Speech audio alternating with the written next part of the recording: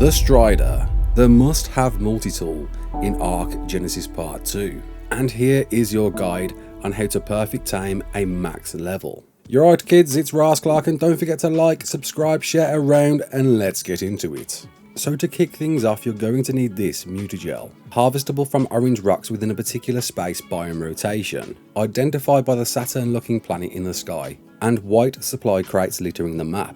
And to tame a 150, you're going to have to complete 49 missions, although this may differ on console, as within the mission list on PC, that means you're going to have to do every single mission bar 3. And then once you've completed those, it's time to pick your Stryder, in 4 different variations, but each one carrying one of 4 different attachments. The Stryder with the antlers looking head is equipped with a silence cannon rig that fires a sonic pulse at its direction within a radius that disables roaring abilities of creatures such as the Yeti and Mammoth. The Velo looking Stryder is equipped with a radar rig that detects nearby living creatures of its distance and level for 30 seconds, and also has the ability to temporarily track a detected creature. The Parasaur looking Stryder is an excavation rig, harvesting almost everything with its scattered beam. And the last one on this list is equipped with a pulse cannon rig that fires repeated tech laser blasts at the targeted direction. And any one of these will be equipped with a different attachment to its body. The shield projector rig activates a shield in a specific direction of the Stryder. The shield generator rig activates a shield around the Stryder. The resource attractor rig passively reduces carry weight of most, if not all, items and resources by 65%, of which you can connect a mining drill to it. And the phase cannon rig that fires a concentrated tech blast at the face direction. And as I said, any one of these can be equipped with a different body attachment, so pick wisely. So upon finding your Stryder of choice, simply interact with it with the mutagel in the last slot of your hotbar, at which point a particular part of the body will start malfunctioning and emanating a white glow, as well as a worded prompt to tell you which part of the Stryder to interact with. Upon interacting with that part, you'll enter a 3-stage minigame, where you simply need to hit the melee button when the green boxes align along the middle line. Do that 3 times consecutively and you will achieve some taming affinity. At 1 times taming rates, this will be 5. And then you will have to wait for the Stryder to wander until you're able to do this again. But it's not as simple as that. The first thing to note, if you fail the minigame, the taming affinity will drop right down to 0%. And you may want to fail and reset its taming affinity if you lose its taming effectiveness, which is very easy to do. And there's 4 reasons why you might lose that taming effectiveness. 2 of which I'm sure are meant to be in the game, 1 of which I know has been confirmed by the devs to be a bug and will be fixed in the future, however, this taming method gets around that. And the 4th that might be a coincidence, however, this taming method gets around that. So the first one of course is once the Stryder has finished wandering and enters the next stage in which it's ready to be hacked. If you don't hack it quick enough within its grace period, the affinity to gain will start dropping, and you won't get that 100% effectiveness. Additionally, sometimes when you're looking at that hacking spot, the grace period and affinity to gain are momentarily at 0, meaning you will bug out your tame. However, I believe this is something the devs are going to fix, but this taming guide bypasses that.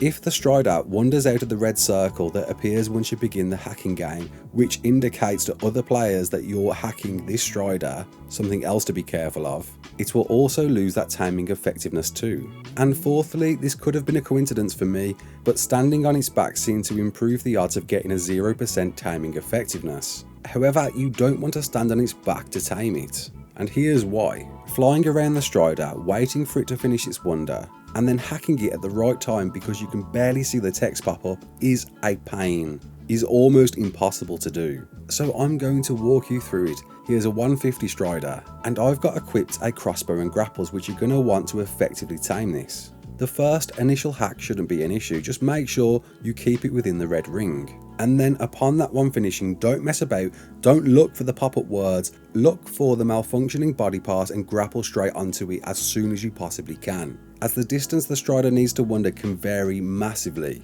sometimes being almost instant. And once you're grappled and pulled in onto that particular part, the buggy wandering pop-up message will stop disappearing as you're in a fixed position looking at it at all times, meaning you can now gauge exactly when it's time to hack. And when it is time to hack, don't hack it straight away. It doesn't happen every time, this is apparently the bug, but sometimes it will pop up with 0 time remaining and 0 affinity. But after a second or two, that text will change to the colour blue, with the affinity at 5%. That is then your time to hack. And once hacked, grapple off and repeat the same process again, looking for that malfunctioning body part as soon as you possibly can. I must stress how urgent you have to be. A couple of additional tips to help you. Sometimes you'll notice the wonder changes, it increases rather than decreases. That means the Stryder is going back to the original position it was, and you need to get it to walk further away from that spot, which can be waited out if you want to. Or you can use my trademark trick once again. Honey, it's back once again. I've used it for the Noglin, I've used it for the Shadow Mane, and we're now using it for the Stryder, as the Stryder is also attracted to honey. So you can use that to lure that in the direction you want to, away from the last hacking point. If of course you're on a timeline and want to tame that Stryder as quick as you can. And that's essentially it. Upon repeating this process up to 20 times, on a 1 times taming speed for a 150 max level Stryder, you will get a 100% efficiently tamed Stryder that's yours to do all the multi-tool stuff that you want. Certainly not overlooking that it has an inbuilt transmitter that you can upload your survivor and creatures to and from, and your own tech sleeping pod, as well as the ability to use and recharge batteries, send resources to dedicated storage boxes. It's a fantastic creature / tool to have. And if you do want to see this being tamed legit, I'll keep this in, but maybe sped up a little bit so you're not waiting around for the time that it took me to do this.